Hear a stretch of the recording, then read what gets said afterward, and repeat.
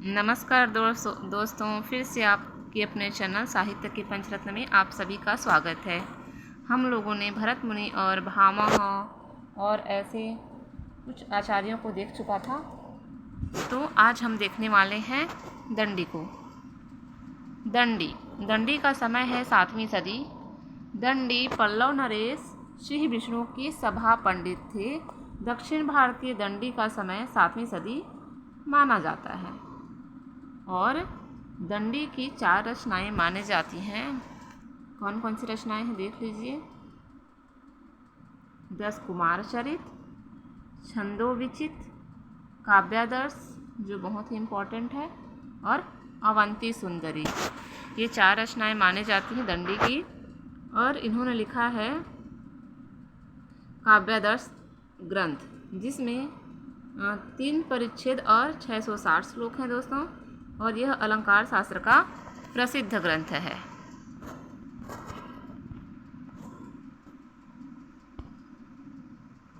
काव्यादर्श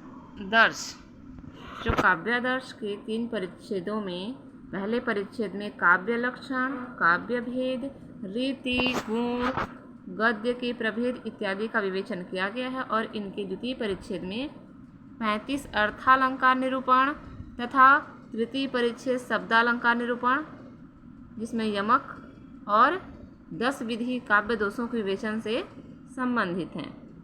अलंकारवादी आचार्य दंडी ने अलंकार को काव्य की आत्मा मानते हुए लिखा, काव्य शोभाकरान धर्मान अलंकार प्रचख्यते।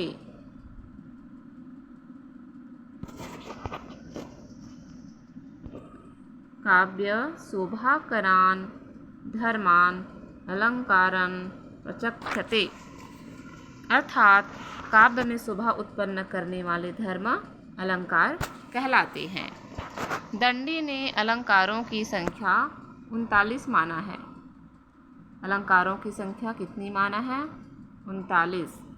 भामह जहाँ काव्य के मूल में वक्रोक्ति को मानते हैं, वही दंडी अतिशयोक्ति को स्वीकार करते हैं।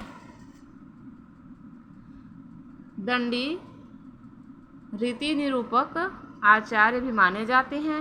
रीतियों का स्वरूप विवेचन सर्वप्रथम दंडी ने ही किया। याद रखिए, रीतियों का स्वरूप विवेचन सर्वप्रथम किसने किया था? तो दंडी ने किया था। दंडी प्रथम आचार्य है जिन्होंने वैदर्भी और गौड़ी रीति का स्पष्ट रूप से भेद किया और इसका संबंध गुण से स्थापित किया। ये मोस्ट इम्पॉर्टेंट है, ये पूछा गया है कई बार एग्जाम में।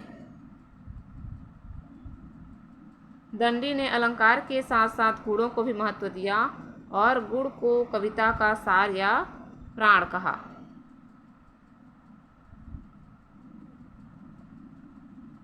दंडी ने 10 गुणों का विवेचन किया, जबकि भामह ने गुणत्रय में उसका समावेश कर दिया था। हम लोग पहले देख चुके हैं इसको। दंडी ने नाटकों को मिश्र काव्य कहा। दंडी ने नाटकों को क्या कहा? मिश्र काव्य। दंडी के रीतियों का संबंध गुणों के साथ है। उन्होंने श्लेष, प्रसाद, समता, माधुर्य, सुकुमारता, अर्थ, व्यक्ति, उदारता, ओज, कांति तथा समाधि, इन 10 गुणों को वैदर्भ मार्ग का प्राण कहा। दंडी ने रीति को केवल शब्द सौंदर्य के उत्पादक गुणों पर आश्रित न मानकर गुण के साथ साथ अलंकार एवं रस सभी काव्य तत्वों से माना। एक एक लाइन बहुत ही महत्वपूर्ण है मित्रों, अच्छे से देखते चलिए। दंडी ने काव्य दोषों की संख्या 10 मानी है। अब आगे चलते हैं हम लोग उद्भट पे।